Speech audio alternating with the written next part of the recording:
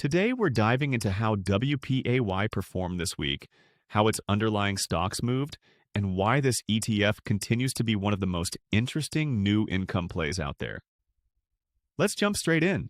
When you look across the underlying stocks this week, the theme was simple: green everywhere. It was one of those rare weeks where it feels like almost everything decided to move in the right direction at the same time, and WPAY rode that momentum smoothly. One of the strongest names inside WPAY this week was Robinhood. The stock itself had a strong run, but what's even more interesting is how the ETF swap tied to Robinhood moved even better. That's something we see with total return swaps when the market is in a positive mood. They take the stock's movement and enhance it, so when everything is green, the swaps tend to shine. But Robinhood wasn't alone. Broadcom had a strong week as well, and Coinbase continued its comeback story. Both the underlying stocks and the WPAY swap versions performed well, and you could feel the entire ETF lifting up because of that combined strength.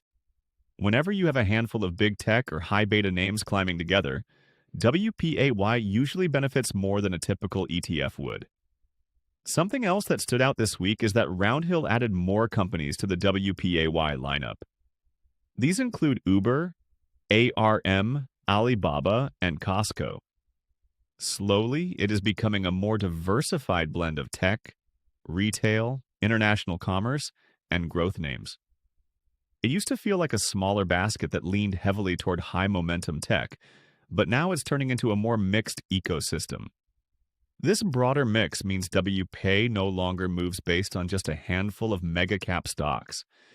It reacts to trends across multiple industries. Now let's talk about something that always fascinates people: the difference between how the stock performs and how the ETF swap performs. When a stock goes up, the swap is designed to take that gain and push it a little further. When a stock dips, the swap sometimes exaggerates the loss. And this week, we saw both sides of that effect. In most cases, the WPAY swaps outperform the stocks. Apple, Amazon, Netflix, Robinhood, Broadcom, Coinbase, and Berkshire all saw stronger movement inside the WPAY structure than in the regular market. But one interesting exception this week was Costco. Costco's stock had a positive week, but the WPAY swap tied to Costco had a negative week. That doesn't happen very often, and when it does, it's usually because of how the swap pricing reacts to the timing of the move or the volatility surrounding the stock. It's a reminder that total return swaps don't behave exactly like buying the stock. They follow their own rules, and they don't always mirror what's happening with the underlying company. NVIDIA also deserves a mention. NVIDIA had a slightly weak week in the stock market, and WPAY magnified that weakness. So instead of softening the downturn, the swap amplified it. This is exactly what swaps are built to do. They amplify movement in both directions. And that's why weeks like this one feel so rewarding, because when things are positive, the ETF feels that positivity even more. Now, focusing on the WPAY ETF itself, it had a strong week overall. Not only did the price move upward, but it also delivered its weekly distribution as usual. The payout has been fairly consistent, and when you add that to the price performance, ETF came out looking healthy and well-balanced. What's interesting is that it never moves exactly like the average of its underlying swaps. It has its own internal mechanics, its own timing, and the weekly distribution always impacts how the total return shows up. But overall, this week was definitely one of the stronger weeks for the fund. One of the biggest questions people ask is whether WPAY actually beats the stocks it tracks. And this week, the answer was yes. The majority of the swaps outperformed the stocks, which pushed the ETF ahead. This is something we haven't seen much over the past few weeks or months, especially when the market had been more volatile or leaning downward. But this time, WPAY clearly benefited from market momentum and delivered amplified upside in a way that matched its design.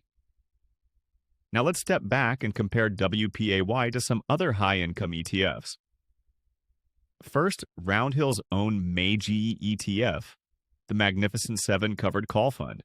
It works completely differently.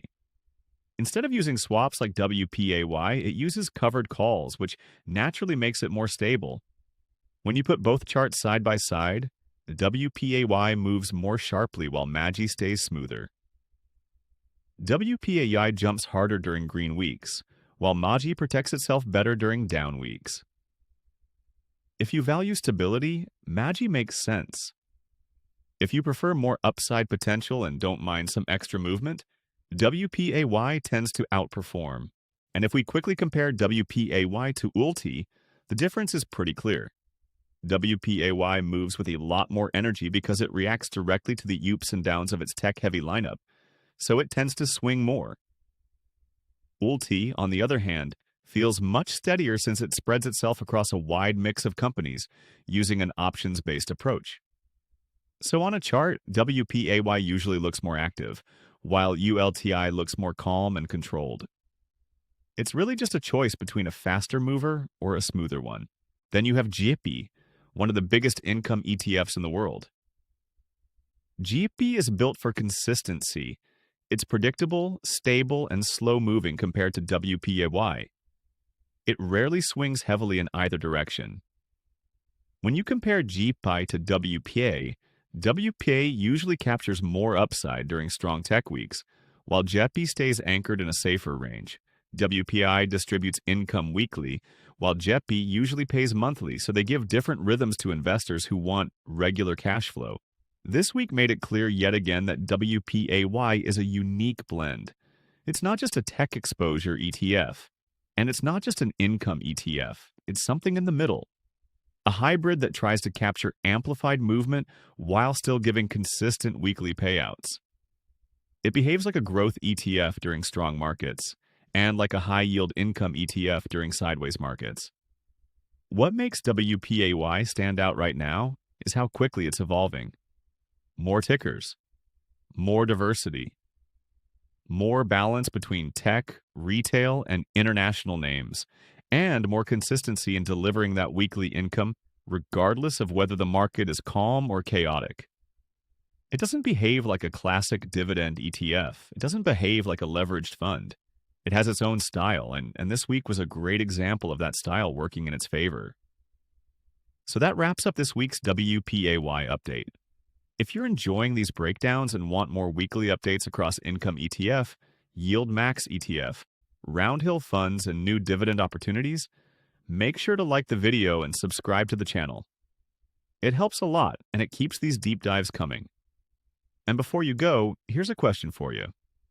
With the market showing strength again, do you think WPAY will continue outperforming in weeks like this? Or do you see it slowing down once volatility returns? Let me know your thoughts in the comments. Thanks for watching Money Stick Unfiltered, and I'll see you in the next video.